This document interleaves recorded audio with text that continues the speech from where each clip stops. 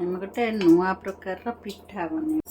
ଅରୁଆ ଚାଉଳ ଗିନାଏ, ହରଡ଼ ଡାଲି ଗିନାଏ, ମୁଗ ଡାଲି ଗିନାଏ, ବୁଟ ଡାଲି ଗିନାଏ, ବିରି ଡାଲି ସବୁ ମିଶେଇକିରି ନେଇଛି।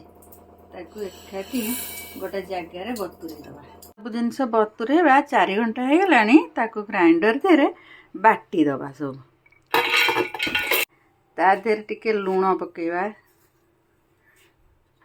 ଟିକେ ହଳଦୀ ଗୁଣ୍ଡ, ଟିକେ ଧନିଆ ଗୁଣ୍ଡ, ଟିକେ जीरा गुंड, तापर लंका गुंड, टिके बेकिंग सोडा, अदा, कंचा लंका, आलू, धनिया पत्र, भृसंग पत्र, कोबी, पियाज ए सबू ता देहरे पकेइबा।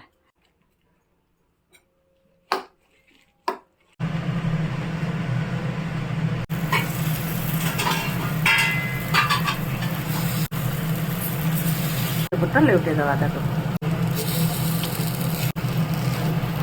केमती लगुची? भल लगुची। हाँ।